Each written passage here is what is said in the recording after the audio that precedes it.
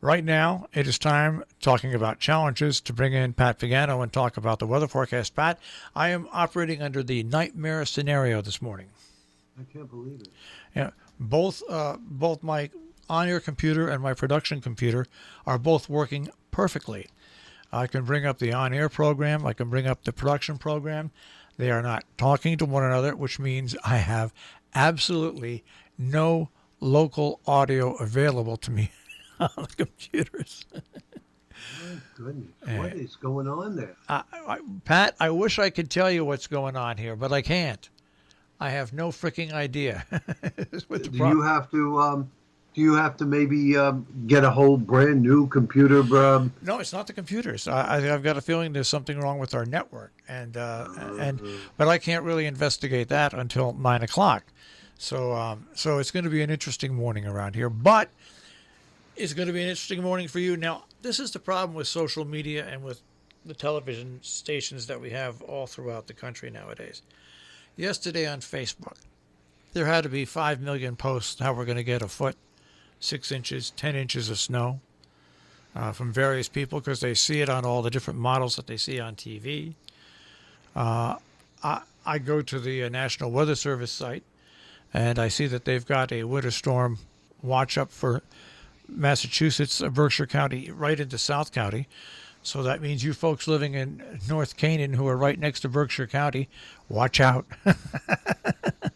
Because the minute you cross the line, you're going to go into bad weather. I It's know, it's right? it's just what's your take on what's going to happen? You know, again, the track of the storm is so vital here. But the models are in pretty much agreement that the low in Alabama right now will track off Delaware tomorrow morning and then east of Boston by tomorrow night. It looks to me now, number one, the system's going to be a fast mover until it gets to the New England coast. It'll slow down there. But up until that point, a fast mover, and uh, it'll go from Delaware to east of Boston. So it'll cross the magic 70-40 line, which is 70 degrees latitude and 7 degrees longitude and 40 degrees latitude, um, which would normally mean some real heavy snow for us. But because it is going to be moving so quickly, whatever snow we get, number one, will occur very late tomorrow and be done. And then there'll just be a couple of rain or snow showers left over Sunday. I even kind of doubt that too. So, the Berkshires, I know they put out the winter storm watch. I don't really think so. I think that the heaviest snow from this system will be on a line from Vermont, New Hampshire border through central Mass and maybe northern Rhode Island. The Cape is not included in the snow. So I think that's going to be the area of heaviest snow. West of that, any snow should be a lot lighter. So it's going to be interesting to see if that's how it works out.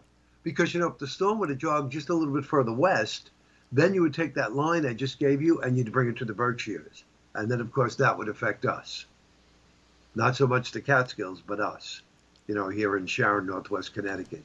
So those are the things that Anthony will be watching for tomorrow. Thank goodness I won't be. I'm not seeing much for our main listening area. I would say whatever we get is going to be under an inch. When you get into the Berkshires, they may get a couple. The Catskills may see, up to an inch as well. But that's it. I think you have to go north and east to get the real heavy snow. Okay, now as people that real time weather watchers, if the thing has jogged a little more to the west, To west. when would we actually know that as people that deal? I mean, what would we see, and when would we know that? Well, you'll know that tomorrow morning, not because you'll see it, but because the computer models will finally pick it up.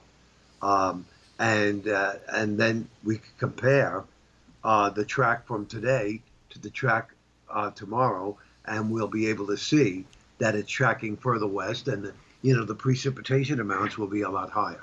So It's an interesting scenario, but let me just tell you, I mean, there's precip over us right now, but it's Virgo, Yeah. which means it's evaporating before reaching the ground. So we will get a little rain later today, and it's in the 40s. Rain tonight near 40. Windy with rain Saturday. I said low 40s. Now again, it may change over to wet snow before it ends later in the day. Some rain or wet snow showers around. Wind on Sunday, low 40s. Partly cloudy, 45 to 50 on Monday. I'm going to take while you're asking me questions, I'm going to take a quick look, just out of curiosity, to see what the computer model is giving for our area. And of course, unfortunately, it's going to be based on. I really shouldn't base it on Bradley, because Bradley is really east of us, and I'm going to go with for now. I'll go with Poughkeepsie. How's that? That's even too far west. I'm trying to think what would be maybe Pittsfield. That's about the closest, right? Yeah, but that's too far north. I think. How about Danbury? Yeah, could do that. Yeah, okay.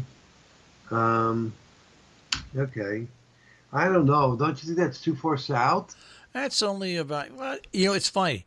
Bradley's about an hour east. Pittsfield's about an hour and 10 minutes north. Right.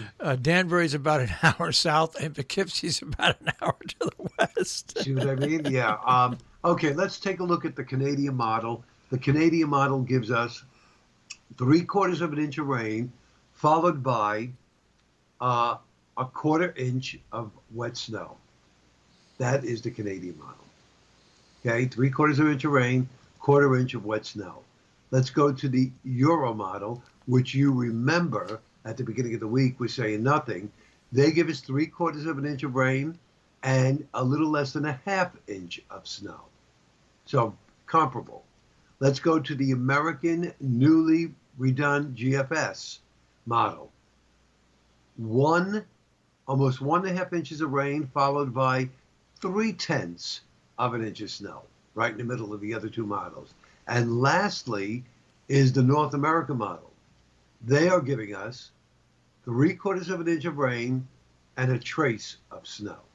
So almost all of the models are in agreement that we're going to get a 1/4 inch to an inch of rain and anywhere from a dusting to the max, 1/3 of an inch of snow. So, I mean, again, that's pretty much what I thought before I even looked at all of these amounts. So I think that's the way it'll go, unless, of course, the storm were to track closer to the coast. And the guys will know that tomorrow morning. So you may get a forecast tomorrow morning with numbers of snow amounts, or it may just remain the same like Pat thinks it will right now. Well, it's 2020, so anything can happen. Isn't that the truth? Boy, that is so true. It's 2020. It's going to be a tricky forecasting winter, Pat. Mm-hmm. But at least your long-range forecast was right, calling for a big storm this weekend. I said a late winter storm, yeah. Yeah. So at least we could take one piece of golden nugget out of that. That's about it. And yours truly is going to drive up to the lake this afternoon, drop off that furniture, and then go over to see my friend David and Elena, have dinner with them, and then head back tonight. So I'll be driving in rain. I won't have to worry about slipping and sliding. All right. Well, when Friday's normally a day I look forward to because there's not much production work afterwards, and I can basically get out of here fairly early. Now you can't. I can't because we have to solve this problem. And you know what? In all my years of dealing with computers, I've not seen something like this happen. I've got a feeling I know what it is.